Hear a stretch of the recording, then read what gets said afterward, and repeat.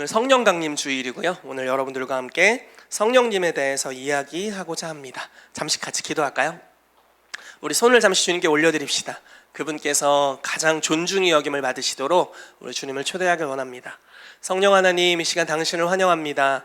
우리 가운데 오셔서 하나님의 살아계심을 나타내 주시옵소서. 주님이 얼마나 좋은 분이신지, 또 우리의 삶에 얼마나 깊이 관여하길 원하시는지, 주님, 당신의 살아계심을 우리의 삶에 깊이 있게 나타내 주시옵소서. 또한 성령께서 임하실 때 항상 놀라운 변화들이 시작되는데, 주님, 우리의 삶에 그러한 변화가 새로운 차원으로 또 일어나게 되기를 원합니다. 다람쥐 쳇바퀴를 도는 것 같은 전혀 변화가 없는 삶의 여정 가운데 있다면 성령님, 오늘 우리의 삶에 임해 주십시오. 오시고 다스려 주셔서 우리의 삶이 그 다람쥐의 쳇바퀴 세 장을 벗어나서 주님이 우리를 인도하시는 놀라운 여정으로 주와 함께 걸어가게 되도록 우리를 이끌어 주시옵소서. 찬양합니다. 예수 그리스도의 이름으로 기도합니다. 아멘. 자, 말씀 한 구절 같이 읽을게요. 누가복음 11장 9절에서 13절 말씀입니다. 시작.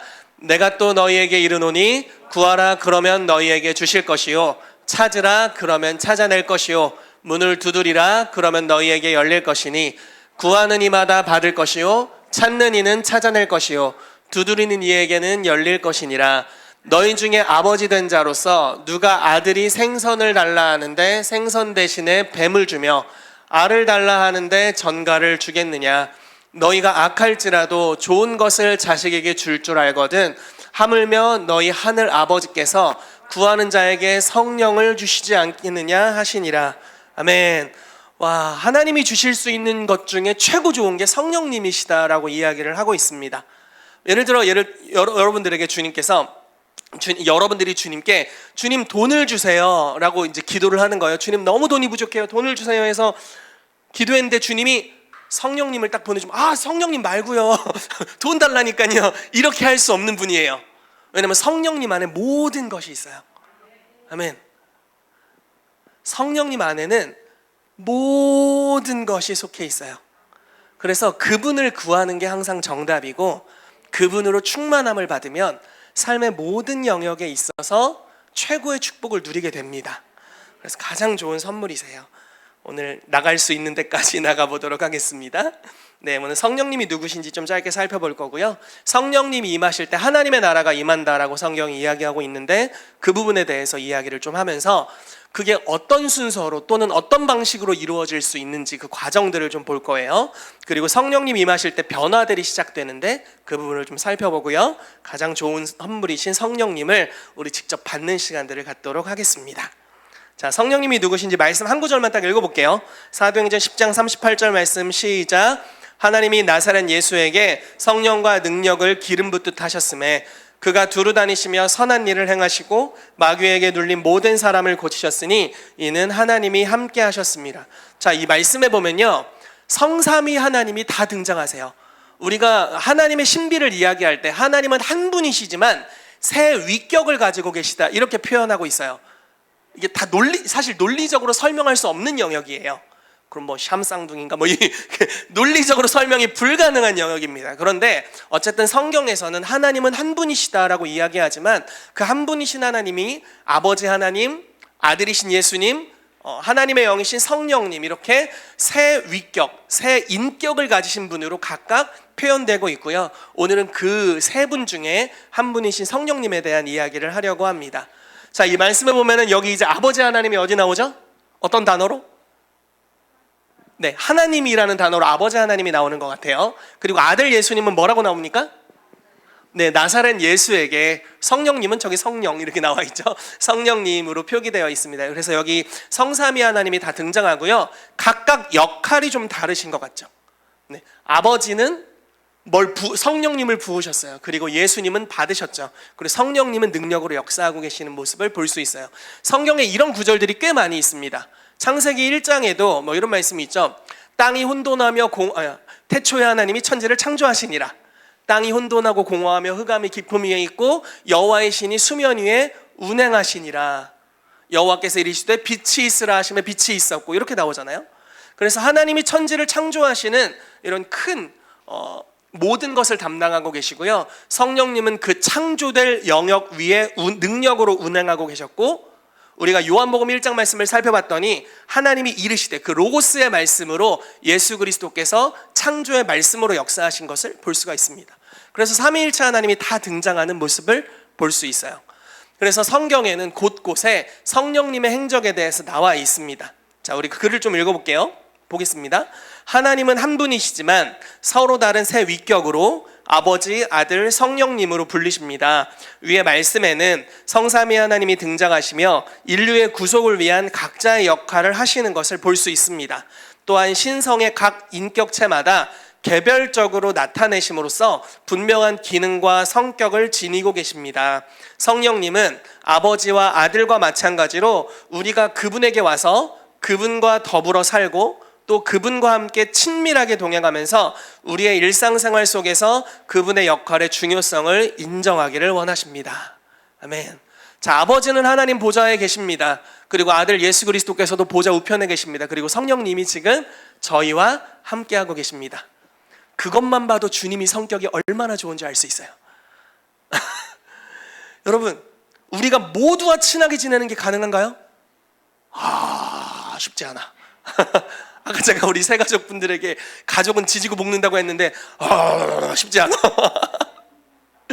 가족이 아니었으면 진작에 헤어졌을 사람들도 있을 거야, 아마 형제 관계들 중에서는요. 그러니까 쉽지 않아요. 모든 사람과 좋은 관계를 맺는다는 건 너무나 어려운 일이에요.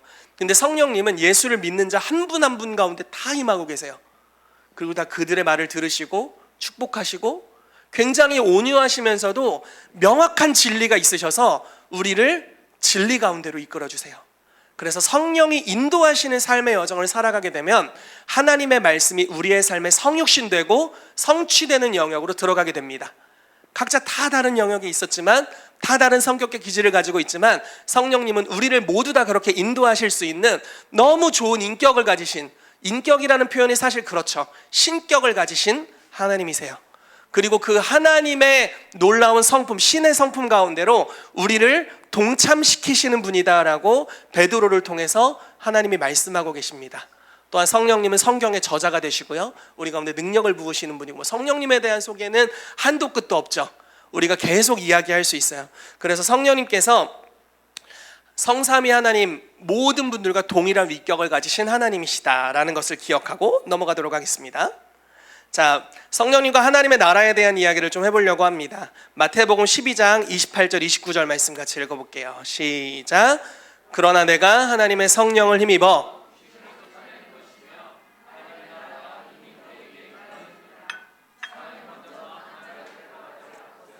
어떻게 그 강한 자의 집에 들어가 그 세간을 강탈하겠느냐.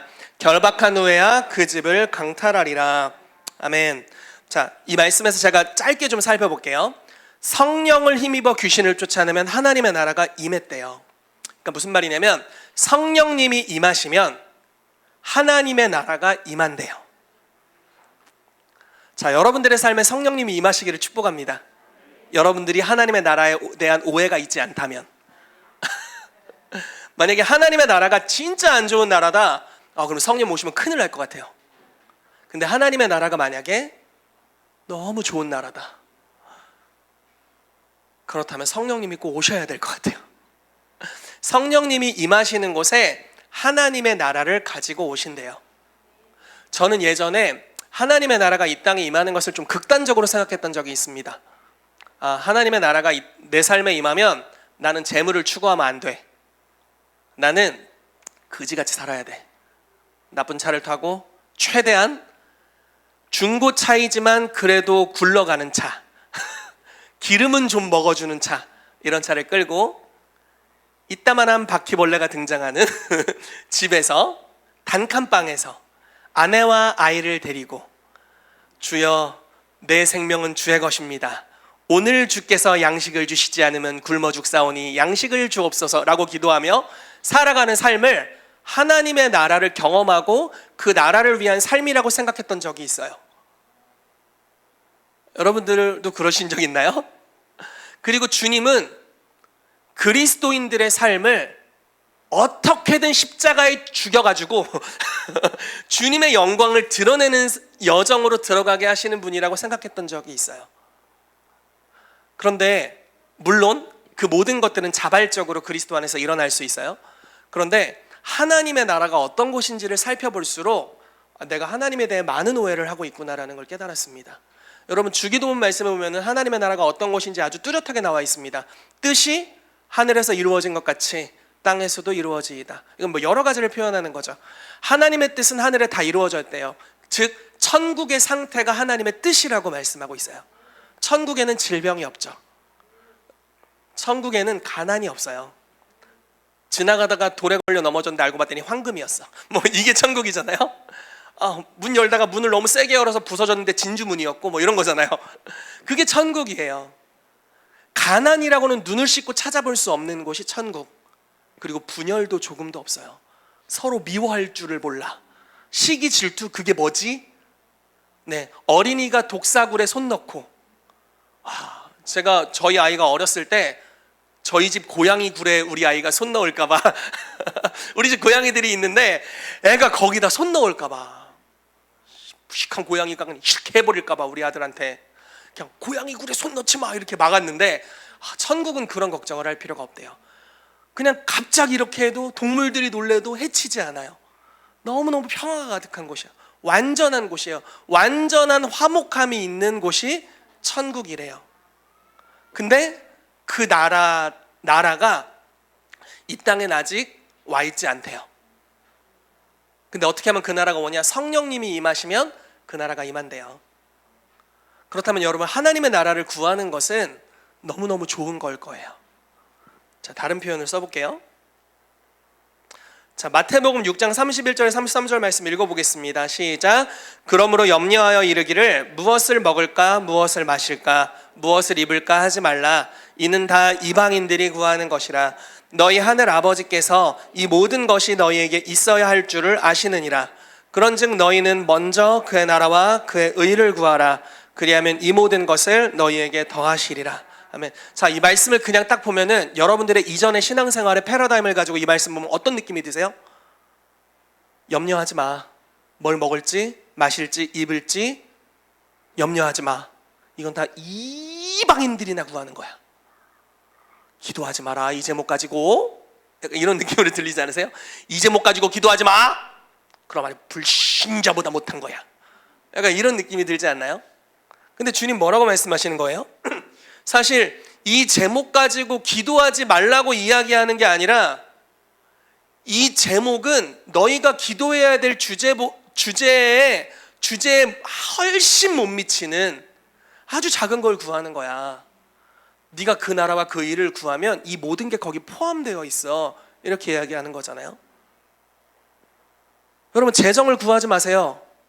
여러분들의 재정 영역에 하나님의 나라가 임하길 구하세요. 무슨 말인지 이해되세요?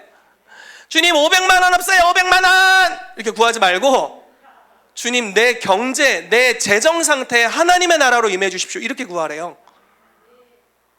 그 주님의 의가, 주님의 뜻이 이루어지도록 기도하래요. 주님의 의로우심이 나타나도록. 여러분, 하나님의 말씀을 쫓아서, 하나님의 기록된 말씀을 쫓아서 살아가면 무엇을 하든지 형통하게 돼요. 여러분, 이 말씀 믿으세요? 시편 1편 말씀과 여호수아 1장 말씀에 동일하게 기록되어 있잖아요. 주의 말씀을 주야로 묵상하고 그 가운데 기록된 것을 다 지켜 행하라. 그래야만 어디로 가든지 형통하리라. 와, 이런 만병통치약 같은 말씀이 어디 있어? 그쵸? 근데 우리는 이걸 너무 종교적으로 해석한 거예요. 주여, 내가 예배하오니 내 새끼는 주께서 키우시옵소서. 이것이 바로 먼저 그의 나라와 그 의를 구하는 삶 하고, 주님만 예배했는데 내 새끼가 굶어 죽고 있네. 무슨 말인지 이해되세요? 주님, 저 못난 남편 좀 회개시켜 주시옵소서. 그리고 교회 와서 맨날 금식하고 기도했어요. 집에 갔더니 남편이 더 핍박해. 더 안 좋아졌어. 그래서 7 귀신이 더 들어갔나 보다, 더 기도해야지, 뭐 이렇게 우리가 가잖아요. 근데 성경은 무엇이라고 이야기하냐면, 성경은 종교적이지 않아요. 자, 여러분, 부부관계가 틀어졌어요. 성경이 말하는 것은 남편들아, 아내 사랑하기를 그리스도께서 교회를 사랑하심 같이 하라. 이게 하나님 말씀이죠. 하나님의 말씀이 이루어지는 곳이 하나님의 나라예요. 그러면 그 가정에 화목함이 임하는 겁니다. 아내들아 남편에게 순복하기를 교회가 그리스도에게 순복하심 같이 하라. 이게 뭐 남녀 모두를 분노하게 하는 이 단어이긴 한데 그냥 쉽게 말해서 피차 복종하라 이렇게 나와 있어요. 이걸로 갑시다. 이걸로. 네, 가끔 여성들이 분노하시더라고. 네, 뭐 내가 남편한테 복종하라고 너나 해라. 뭐 이렇게 네가 먼저 사랑하면 내가 한다. 뭐 이렇게 되니까 너무 이제 분노가 일어나니까 피차 복종하라. 먼저 말씀을 받은 사람부터 해라. 이렇게 하면 좋겠습니다. 그래서 우리가 하나님의 나라가 임한다는 것은 사실 우리의 모든 필요 이상의 것을 주시려는 그분의 마음이 담겨 있다라는 것입니다. 하나 또 이야기해 볼게요. 제가 아주 자주 이야기하는 한나에 대한 이야기입니다. 자, 한나가 기도했어요. 이게 이제 기도에 대한 필요성, 여러분들을 고치시켜 주기를 축복해요. 한나가 기도했는데 기도 제목이 뭐였냐면 애를 하나 달라고, 아들을 하나 달라고 기도했습니다. 기도의 동기는 뭐였죠? 기도의 동기가 뭐였을까요? 분인나라는 첩이 있는데 지 자식 많다고 엄청 질투하면서 뭐라고 해가지고 야 뭐 자식도 없는 것이 뭐 남편 사랑은 독차지 해가지고 어우 자식도 없네 뭐 이렇게 한 거예요. 막 너무 힘든 거예요 한나가. 그래서 너무 힘들어서 자식을 구한 거예요. 거기 하나님의 나라라는 주제가 포함되어 있습니까? 하나님의 영광을 위해 이런 주제가 포함되어 있어요? 전혀 없어요. 전혀. 그냥 오직 화가 나. 저놈은 자식이 많고 나는 없어. 그래서 자식을 구했어요. 정말 개인적인 그리고 어쩌면 굉장히 이기적인 목적으로 한 기도였죠. 근데 그 기도가 아주 절실했고 간절했습니다. 주님이 그 기도에 응답하셨어요. 그래서 아들을 주셨는데 그 아들 이름이 무려 사무엘. 무려 사무엘이야. 근데 보세요. 이 사무엘이 어떤 일을 합니까? 이스라엘을 구원하죠. 자, 하나님은 그냥 구하는 거예요. 아들을 주십시오 했는데 그거를 막 까다롭지 않아요. 야 무슨 너 지금 먼저 그 나라와 그 일을 구하려 했더니 무슨 질투 때문에 네 마음이나 점검해. 네 동기에 문제가 있잖아. 야 다시 와 2년 뒤에 연단 받고 이렇게 하시는 분이 아니라 그냥 그 기도를 응답을 해요. 근데 어떤 방식으로 하냐면 이 사람이 구한 것보다 더 그 아주 개인적인 또는 이기적인 기도에 대한 응답에 하나님의 나라의 요소를 섞어서 넣으세요. 아들 달라고 했더니 그 아들이 나라를 구원했네. 아들을 주십시오 했더니 이순신 장군이 태어난 거예요. 한국식으로 말하면 나라를 구했어. 나라를. 그리고 거기서 기도 응답이 끝난 게 아니라 새 아들과 두 딸을 더 주셨어요. 한 번 열린 기도의 응답이 계속되는 것에 대해서 성경이 이야기를 하고 있어요. 그리고 그 아들이 태어나고 나서 한나가 예언적으로 노래를 부르기 시작하는데 그 노래의 제목을 성경에 보면 보통 메시아의 노래라고 써 있어요. 무슨 말이냐면 개인적인 목적으로 시작된 여정이었는데 하나님과 기도하고 소통하면서 주님이 응답하시는 거예요. 오늘날로 말하자면 성령을 부어주시는 거예요. 그래서 기도에 응답이 일어나요. 그러면서 이 사람이 점점 자기의 관점이 이기적인 것에서 하나님 나라적인 관점으로 변화되어 가는 것을 볼 수 있습니다. 주님은 이 여정을 사랑하세요. 그래서 이제 오늘부터 여러분들의 이기적인 목적을 위해 기도하시라 뭐 이런 이야기는 아닙니다. 이미 성숙하신 분들은 그렇게 하세요. 근데 나 진짜 이거 정말 개인적인 건데 필요하시면 구하세요. 여기부터 시작해서 응답이 되면서 하나님은 여러분들의 여정을 이끌어 가실 거예요. 그리고 여러분들의 마음이 그리스도의 마음과 같아지는 영역으로 서서히 성장시켜 가실 것입니다. 그래서 성령님을 구하는 것은 항상 좋아요. 성령님이 어떤 사람은 처음에 성령님을 구할 때 아주 이기적인 목적으로 구하잖아요. 그냥 개인의 필요를 위해서. 그러나 그것도 좋아요. 여러분 제 아들이 4살인데 아들이 아버지 제가 아버지께 자동차를 달라고 구하는 것은 비단 저만을 위해서인 것이 아닙니다. 아버지의 영광을 위해서입니다. 뭐 이렇게 구하나요? 아니 요즘 저희 아들이 집착하는 게 에어컨 리모컨이거든요. 그래서 다른 단어보다 제일 빨리 알았어. 에어컨 리모컨 줘 이거. 말을 잘 못하는데 에어컨 리모컨 줘 이거를 지금 벌써 익혔어요. 혼자 애교를 부리면서 그걸 달라고 그래. 아마 저기 방에 들어갔는데 저기서도 리모컨 때문에 장난 아닐 거예요 지금. 오직 갖고 놀고 싶어서. 내 마음 따윈 안중에도 없어. 아까 예배 드리는데 뒤에서 폭발했어요, 혼자. 으아! 이러고 막 울더라고. 어쩔 수 없이 엄마가 아래로 데리고 내려갔다가 얘나 만나서 같이 뛰고 좋아하다 다시 올라왔어요. 아, 이 가족이라는 거는 비즈니스처럼 깔끔하지가 않아. 근데 이 여정이에요.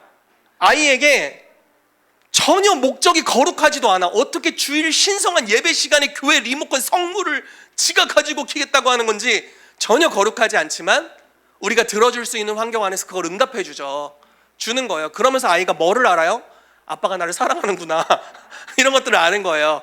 제가 기가 막힌 이야기를 한번 들었는데 정말 깐난이들 있잖아요. 이뻐해 주잖아요. 그럼 아이들이 이런 메시지가 입력된대요. 저분이 나를 사랑하는구나가 아니라 내가 사랑받기에 합당하구나. 이런 이기적인 인간이 어딨어. 근데 이렇게 시작하는 거예요. 아, 내가 사랑받기에 합당해. 나는 존귀해. 정체성이 형성이 되는 거죠. 그러면서 이제 사랑을 받아들일 수 있는 뿌리가 형성되고 그러면서 서서히 사랑을 빨아먹어요. 아주 이기적으로 집착하면서 사랑을 빨아먹어요. 그러면서 점점 어떻게 됩니까? 사랑을 충만히 받다 보면 다른 사람을 이해할 수 있는 영역으로 들어가고 그 사람의 마음을 공감하는 영역으로 들어가고 나중에 늙어서야 부모 마음을 이해하게 되죠. 네, 아직 멀었어. 나도 아직 멀었는데 늙어서야 부모 마음을 이해하게 됩니다. 이 여정이 있죠. 하나님도 그 여정을 너무너무 사랑하시는 거예요. 자녀를 양육하고 계십니다. 그래서 여러분 먼저 그 나라와 그 일을 구할 때 여러분들의 개인의 필요를 같이 구하세요.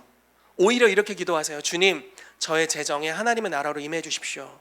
우리 가족 관계에 하나님의 나라로 임해 주세요. 주님, 내 내면이 지금 쓴뿌리와 상처로 어려운데 하나님의 나라로 임해 주십시오. 주님, 내 지금 상황이 진짜 막 그 있잖아요. 너무 삶이 힘들면 맥이 풀리는 거 있잖아요. 손에 막 힘이 풀리는 이렇게 되는 경우 그냥 그 환경에 하나님의 나라로 임해 주십시오. 이렇게 구하라는 거예요. 여러분, 주님이 좋은 것은 뭐냐면 정죄를 안 해요. 못하시는 것 중에 하나가 정죄네. 정죄하지 않으세요. 여러분, 탕자가 주님께 돌아올 때, 그 아버지에게 돌아올 때 모습을 보면은 문제가 많았잖아요. 탕자의 삶에 문제가 많았잖아요. 허랑방탕하고 뭐 재정적인 문제, 음란의 문제, 여러 가지 문제가 있었어요. 그래서 집에 돌아올 때 멘트를 준비해서 오거든요.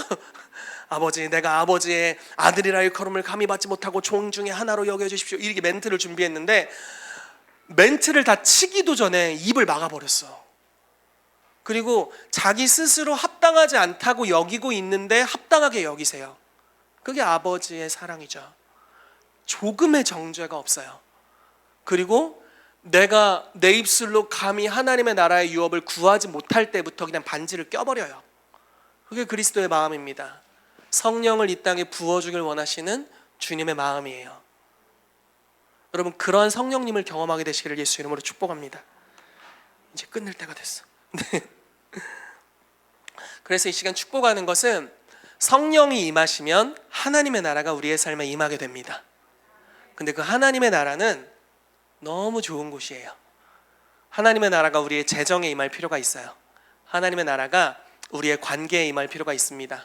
우리의 가족 관계 가운데 하나님의 나라가 임할 필요가 있어요. 그리고 더 나아가서 이 도시 가운데 하나님의 나라가 임할 필요가 있습니다. 우리가 이제 복음을 증거하러 갈 거잖아요. 그러면은 우리가 나가서 네일 아트와 상담, 풍선 접어주는 것과 그림 그리기와 예언, 우리 별짓을 다 하고 있어 지금. 마사지와 치유 사역. 처음에 마사지로 시작했다가 나중에 막 전능하신 예수 그리스도 이름으로 치유될지어다 막 이러고 있더라고. 그리고 진짜 치유되는 역사들이 있어요. 막 할머니들 할아버지들이 치유받았다는 이야기를 제가 들었거든요. 그리고 막 예수님 영접하는 이야기들을 많이 들었어요. 우리가 막 별짓을 다 하고 있어요 지금. 아주 재미난 시도를 하고 있습니다. 그런데 성령이 임하시면 개인으로부터 시작해서 이 하나님의 나라의 능력이 넘쳐서 도시에 흘러가게 될 거예요. 여러분, 하나님께서 우리를 축복하시는 방법은 여러분들을 쥐어 짜가지고 열방에 풀어놓으려는 게 아닙니다. 하나님이 충만하게 하시는 방식은, 자, 성령 충만을 이야기할 때 이 물을 따가지고 여기에 물을 붓는 게 성령 충만이에요. 이거는 충만하지 않아요. 좀 남았잖아요. 충만한 게 아니에요. 가득 채워진 게 아니에요. 충만은 여기에 물을 붓는 거예요. 다른 말로 해서 여러분들의 삶에 이미 축복이 있지만 그 축복을 계속 부으시는 거예요. 그래서 여러분들 꼭지에서부터 흘러넘치기 시작하는 거예요. 주님, 재정적인 축복이 너무 많은데 계속 주시네. 이렇게 되는 거예요. 우리 가정이 화목한데, 너무 행복한데 계속 화목해져. 그래서 다른 사람의 가정까지도 화목하게 하는 영역으로 들어가는 거고, 다른 사람의 삶의 가난의 문제들을 해결하는 영역으로 들어가는 거죠.